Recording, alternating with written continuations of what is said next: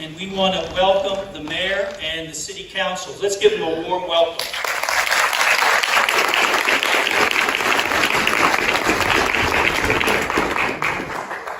And they will be treated with respect.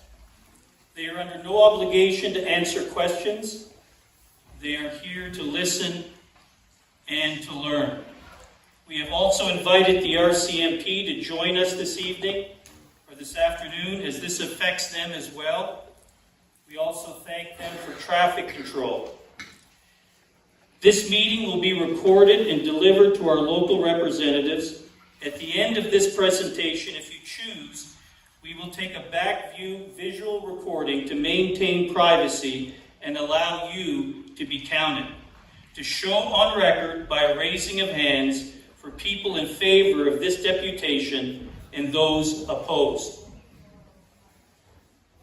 Thank you, everyone, and thank you for coming. To begin with, we do this without prejudice. I am Neil Farstead, and I'm a man who was raised in and worked and currently retired and living in the Creston Valley area near Creston, British Columbia.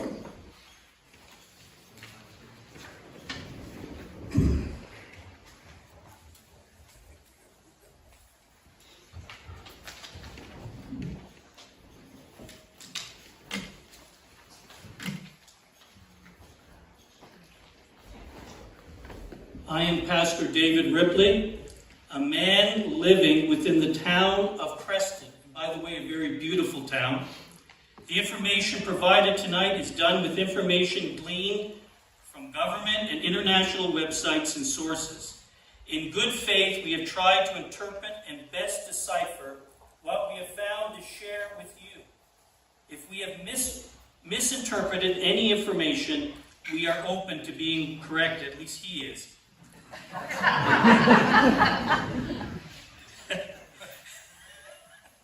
We undertake this deputation with support locally from men, women, residents, citizens, and property owners in this geographical area.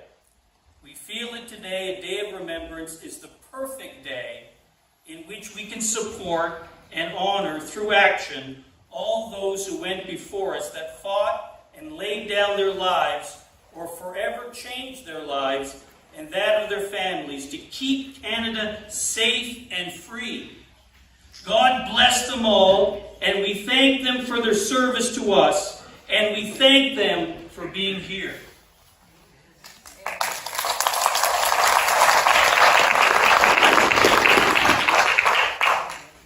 Today, we are questioning if fraud has taken place within our local governments. As it appears, they may be governed by a global entity through public-private partnerships. Our local representatives may or may not know this, and I'd like to present what I and others have found. If you, as our elected officials, are not the body in power and control, who is? Who's your boss? Who's pushing the sustainable development and climate action plans within the organizations? Do you feel at all manipulated that such plans of overreach were being slid past you before you even found your feet within your newly elected positions? Why do you think this was done to you? If those ideologies that are being forced upon the residents turn out to be unlawful and out of your area of jurisdiction, who do you think will take the fall or go to jail?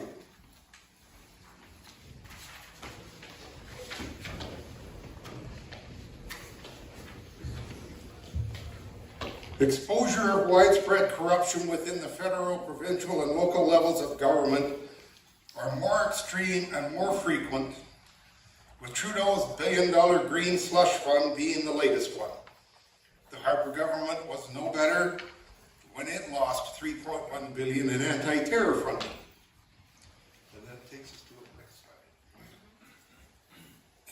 In 2011, the Canadian Security Security Intelligence Service, CSIS, then Director Richard Fenton, warned of foreign countries infiltrating Canada at municipal levels. So my question for you is, why are you taking your orders from known criminals without questioning? Because we're told to do it has never been a valid defense. Perhaps this presentation may provide clarity. Did you know that the town of Creston and regional district of the central Kootenay offices are United Nations satellite field offices, which are public-private partnership acting in de facto law?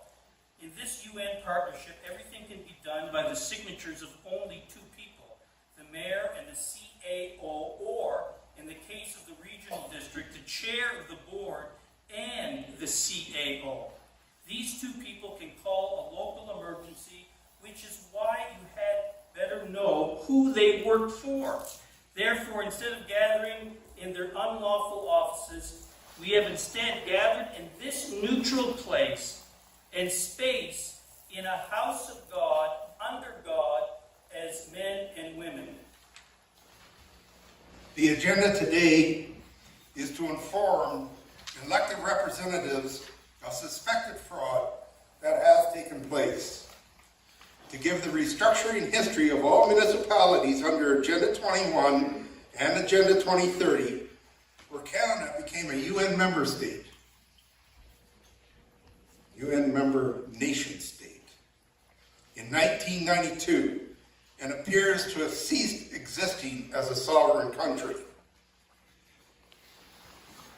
To inform you of the non-binding global action for sustainable government development, whereby a UN municipal primer was sent out to all our local towns via the Federation of Canadian Municipalities and the Canadian Council of Ministers of the Environment, outlining how they were to restructure their governments. All informational items presented here tonight are backed up by supporting documents. Any of you can find yourself, and you are welcome to view this after the presentation. By most accounts, Agenda 21, the UN Agenda 21, is fantastic at first glance. Then, as the climate action plans of both the regional district and the central Kootenay and the town of Creston do, only until further investigation are other agendas revealed, not that are of benefit to all, especially us and the earth. How we come to the history? The following is quoted from the local Agenda 21 planning guide. The UN Conference on Environmental Development produced Agenda 21 in 1992. And since that time, Agenda 21 has become the guiding international blueprint for development into the 21st century. During the preparation of Agenda 21, the International Council for Local Environmental Initiatives, or ICLEI, worked to ensure that this global plan also addressed the roles and perspectives of local governments. As a result, the UN framework was provided to local governments, supposedly, working with their communities to create their own local action plans for sustainable development. The reality of this implementation is not as advertised. To quote, sustainable development, therefore, is a program of action for local and global economic reform. A program that has yet to be fully defined, and ICLEI became the main source of consultation to push and fund the global agenda. As an example, a quote from Elizabeth Dodswell, the former executive director of the UN Environmental Program, stated that terms like sustainable sustainable development and environmental conservation can often conjure up images of processes too grand for local communities and their organizations to handle and influence. For all these reasons, the Local Agenda 21 Planning Guide is more than just another book. It is a lever, more like a cleaver, for changing the art of managing sustainable development at the local level of government. Indeed, this guide can serve as a symbol of today's historic transformation of the concept of partnerships. And I ask you, is this management or manipulation? Okay, Brian Mulroney. Go ahead. Brian Mulroney signed the international treaty whereby he agreed that Canada would join the UN global governance system. Upon his signature, Canada appears to have ceased to operate as a nation, legally and lawfully. All signatories agreed to several UN declarations, all sustainable action plans as follows.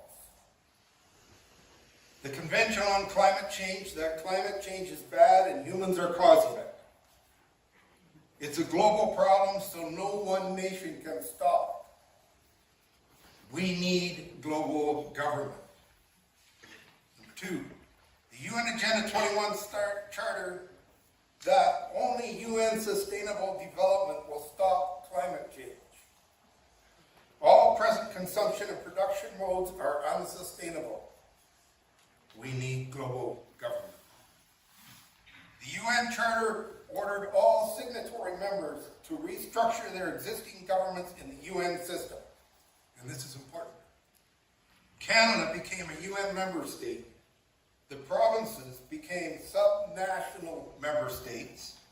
And we here at the local level became UN city-states. All UN members agreed to partner their existing governments with a sustainable development non-governmental organization that would help their country embrace this new green technology to save the planet for a lot of money.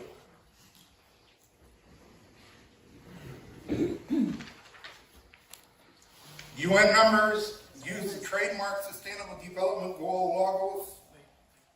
I just want to play that video. Yes, ma'am. She's going to play a video. I have to pause. You have to bear with me because there is a commercial. I can't stop the commercial. It came off a TV site and we couldn't get the commercials out, so sorry. Just ignore it.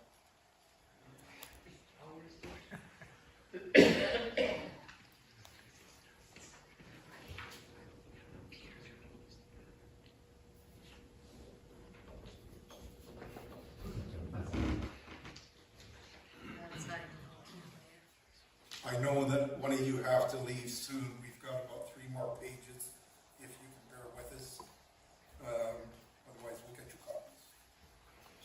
I think we're just going to have to keep going. Yeah, just keep going. Okay. UN members use trademark Sustainable Development Goal logos. We have them here somewhere. There they are. This helps you know who's getting money from the UN, the WEF, and the World Bank. By the year 2000, countries including Canada were being governed by the directions of the UN, the G7, the G20, Council of Foreign Relations, the World Economic Forum, the World Health Organization, to name but a few of the major players. Every one of these organizations is a foreign-based, non-governmental organization, or an NGO. Every one of these organizations are unelected. Our town of Creston was captured by the United Nations World Economic Forum by the declaration of office they took when sworn in. Once they are sworn to serve the municipality instead of us, they have agreed to municipal government and regions instead of de jure, and I said that correctly, as my wife is French, Canadian lawful legislation, they are under a false oath. The public officials, the mayor, councillors, and regional directors of the regional district of the Central Kootenay became partnered with a private corporation, the Corporation of the Town of Creston and the Corporation of the Regional District of Central Kootenay, and appointed Chief Administrative Officer, the CAO, helped implement the global agenda instead of a local one. The local officials became employees to the United Nations by agreeing to take the community charter previously known as the Municipal Act, Declaration of Office, or DOO. The DOO is a commercial UN declaration, and public officials are not supposed to take this corporate oath. When they do, they become employees in agreement with the Municipal Act or Community Charter, and therefore they must follow it. So taking the DOO gets them into a lot of doo-doo, us too.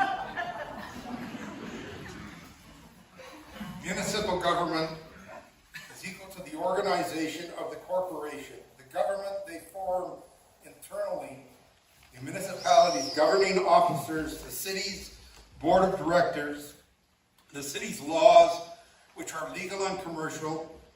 Municipal government is the business, the corporation that provides our services.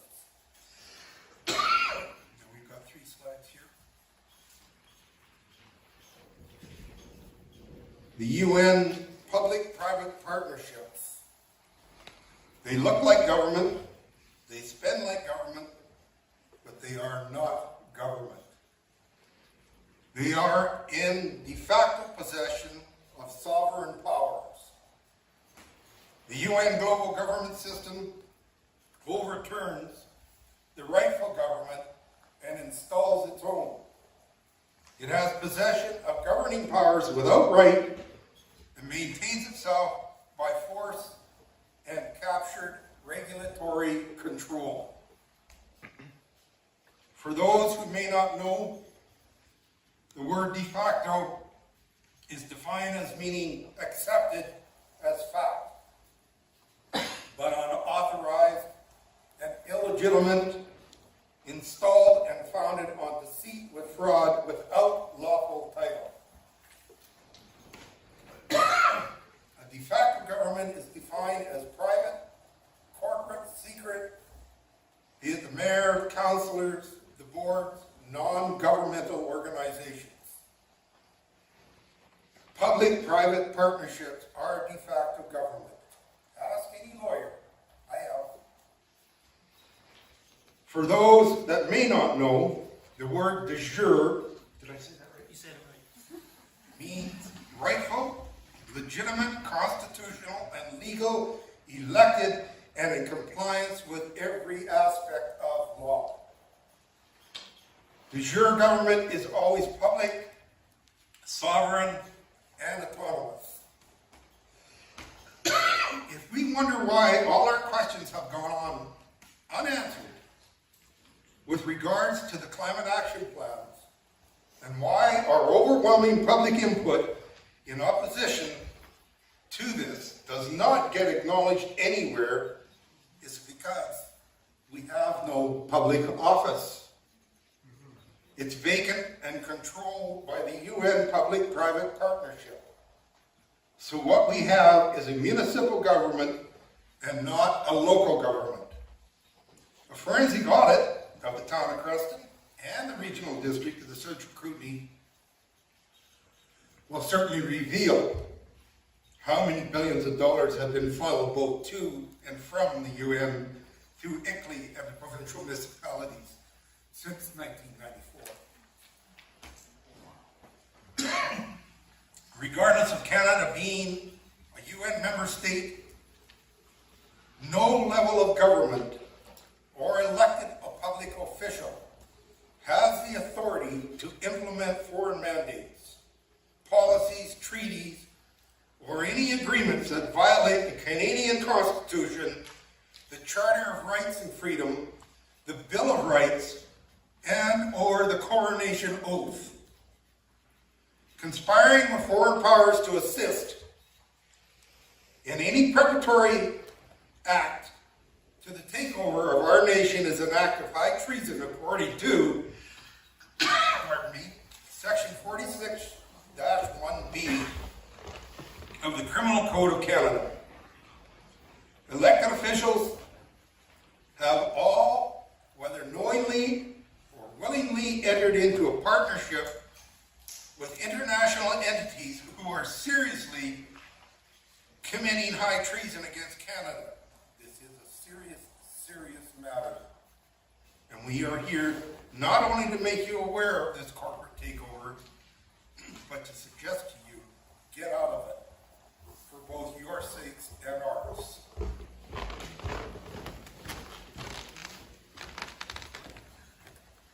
With that, we would like to speak directly to the elected mayor and elected councillors of Creston, and to the elected directors of the Regional District of Central Kootenay. It is not up to me to prove United Nations Association. It is up to our officials to disapprove the claim.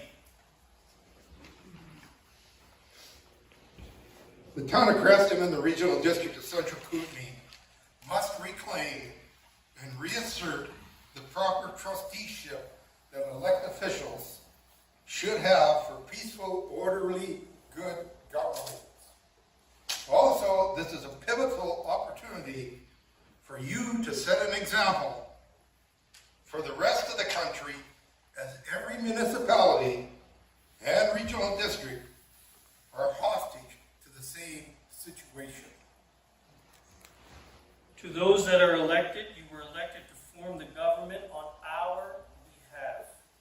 With our trust, you are our local level of government. The town, staff, and regional district staff are not the government. You can have the power and authority, but you don't. You are more than one vote at a table. Unfortunately, you have been fraudulently partnered through your contract, and those contracts must be renegotiated. A rightful mayor and councillor appoint the CAO and staff, and the mayor and the council can dismiss them. The elected directors from the local board of the Regional District of Central Kootenay that can appoint the CAO and staff, and you can directly dismiss them. With that, you can work with a lawyer to verify the claims that we're making here today. It's now at the point that we really need our elected representatives to step up, step down, or step aside. Now, questions for the elected officials that do demand answers, and I'm not asking for anything right now. As elected officials, what did you sign? Did you understand what oath you were asked to take when you took public office? What jurisdiction are you in, and who's your employer? Did you sign more than one oath? What were your sign designates what jurisdiction you're operating under? The possible proof of the town and the regional district fraud may be in your oath. Who did you swear to serve? A covenant is not an oath with regards to the town of Creston, and a declaration of rule appointment of official is not an oath. I'd like to know, where is the published law that has been presented to the British Columbia legislature, debated, brought to vote, and be passed and proclaimed regarding the climate action plans, sustainable development, municipal partnerships, and public-private partnerships?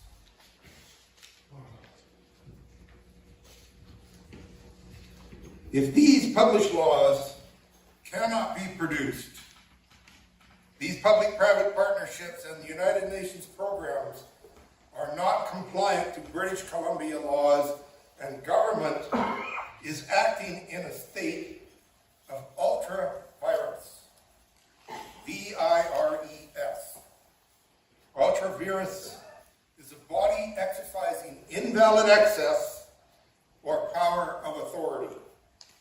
We need to turn back the page to a simpler time when open, transparent municipal government and regional districts were serving the men and women of their areas in their best interests, and not the other way around.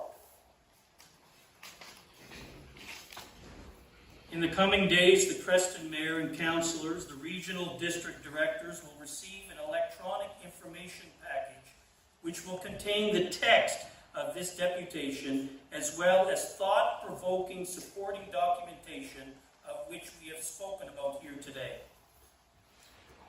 We require a written response to the aforementioned questions by November 30th, 2023. I'll be happy to give you any contact details you want from me. As for the rest of us sitting here, there is no Cape Crusader that's going to whisk in and change this for us. We have to be proactive. We cannot sit back and relax. It is up to each and every one of us here to become involved. And here's your chance. So, with that, we want to take a vote. And we'll do it, the camera from behind. We want to know, because we just want to preserve everybody's privacy.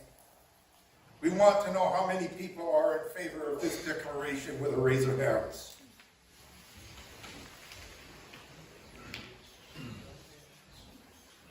Thank you. And how many would be opposed? I see none. Thank you very much.